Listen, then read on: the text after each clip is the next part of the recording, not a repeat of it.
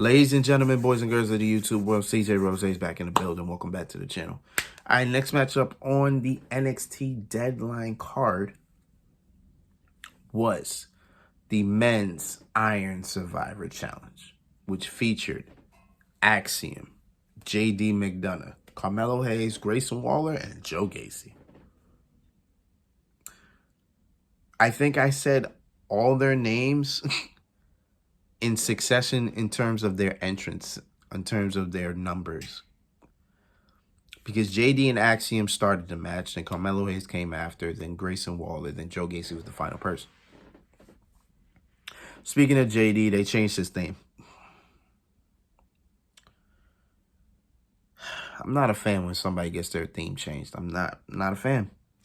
And I loved JD McDonough's theme, or in this case, Jordan Devlin's theme. I loved it.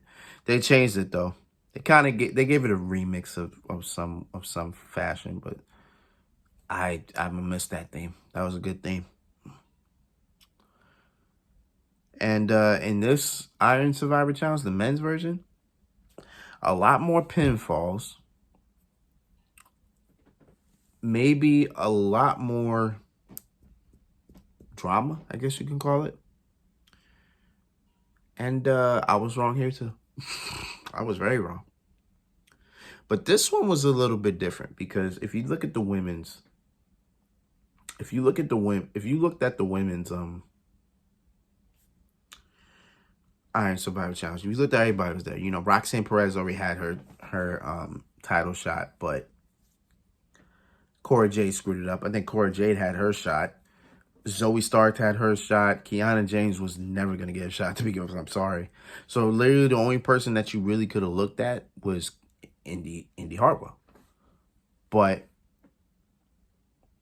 she didn't win. So Roxanne Perez gets her fair shot this time around. So, all right, cool. With this, Axiom, I didn't really think was ever going to really get a shot. Joe Gacy had his opportunity. JD McDonough had multiple opportunities. And Grayson Waller, I thought he got a little set back after Halloween Havoc. So the only real logical person would be Carmelo Hayes. Actually, the thing is, I learned on SmackDown that they're gonna have a premium live event. Yes, I did say that. A premium live event before Stand and Deliver, and it's actually going to be NXT Vengeance Day. That'll be in February, because Stand and Deliver will be on the same night as WrestleMania Night 1, which I believe is in April 10th. I believe that's the date. So I'm guessing the Iron Survivors will probably have their matches on NXT Vengeance Day, which is like a month and a half from now.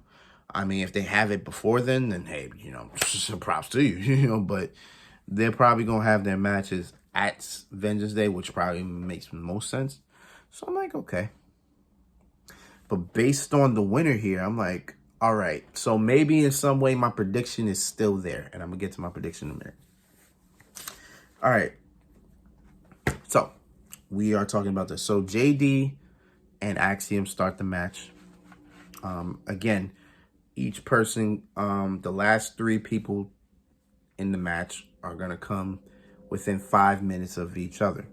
So JD and Axiom were in the ring one-on-one for 5 minutes until Carmelo Hayes came in. Boom, here comes Carmelo Hayes. And within his time, Carmelo Hayes was able to get a fall, and Axiom goes into the penalty box. And they will be in the penalty box for every 90 seconds. But they don't lose it. They don't lose a fall, or they don't lose anything. They just get pinned and go into the penalty box for 90 seconds. Boom. So Carmelo Hayes got his first pinfall. Boom, just like that. Out comes Grayson Waller. And when I tell you Grayson Waller, just like that, it was just quick and so sudden. My man gets into the ring. I think he may have did like a double a double move or just hit one move and then hit another on the other person. I don't know what he did, honestly. My head was down for like 2 seconds. Put my head up, all of a sudden Grayson Waller gets a pin on Axiom, then he gets a pin on JD McDonough. So boom, out in a span of I think 10 to 15 seconds, Grayson Waller already got 2 falls within 20 seconds of him being in the ring. I was like, wow, that's pretty fast. You know what I'm saying? That's pretty fast. So Waller immediately got 2. And JD and Axiom, 2 people are in the penalty box. I think they had like a 10-second, maybe a 5-second gap between them in terms of it. So, you know, once Axiom's time ends, he'll just be out, and then JD will follow after like maybe 5-10 seconds after. So that's pretty much how that went. Then when Axiom got back into the ring, he pinned Waller. So we got his pin.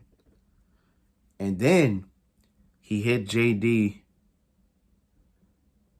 with what was called the golden ticket, something like that. It's called golden something. That's Axiom's finisher.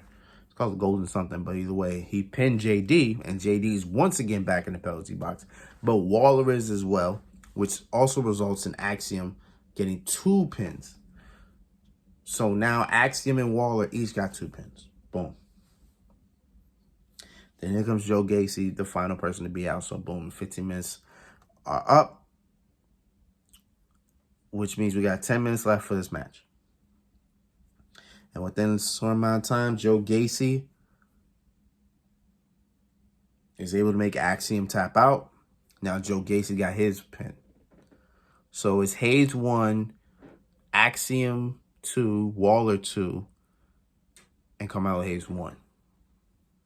And Joe Gacy won. I don't know what I said. Then Joe Gacy pins Carmelo Hayes. Carmelo Hayes in the penalty box. But now Joe Gacy is tied with Axiom and Waller for pins. And then Carmelo Hayes pins Grayson Waller. Now we have a 4-way tie with pinfalls. 4-way tie. JD McDonough had none. So JD McDonough was a sacrificial lamb in this. How this match ended, I believe it was, I think maybe 30 to 40 seconds left. Carmelo Hayes hits the shoot your, what's it called? The shoot your shot? Calls it something. Or the, I don't, whatever he calls it. He's about to pin Axiom. Axiom? Yeah, he was about to pin Axiom. Grayson Waller pulls Carmelo Hayes out. Hits him with a mean right. Gets back in the ring quick. 1, 2, 3. Grayson Waller now has 3 falls. And from there, Grayson was just running around the ring, making sure he doesn't get caught, whatever the case is. Too little, too late. Time runs out. And Grayson Waller is the #1 contender for the NXT title. Which I'm assuming is going to happen at Vengeance Day. And Braun Breaker's just going to break that man in half. I can't wait. I thought this would be Carmelo's time. But maybe not yet. Because I thought they would get their shots at Stand and Deliver. But then when we learned on SmackDown that NXT will have a premium live event before Stand and Deliver, that had Vengeance Day in February. So I really sat here thinking to myself, like, okay, so Grayson Waller just gets his shot at Vengeance Day, boom. Stand and Deliver still free. Carmelo Hayes can get his opportunity then. That's what I want. And that's probably what will happen. Hopefully it will happen. Can't say that's probably what will happen. No, I'm not sure. Maybe that will happen. But I'm down with it. I'm cool with it. It is what it is, man. Grayson Waller, #1 contender. All right. He never got a shot at the title, so it should be interesting.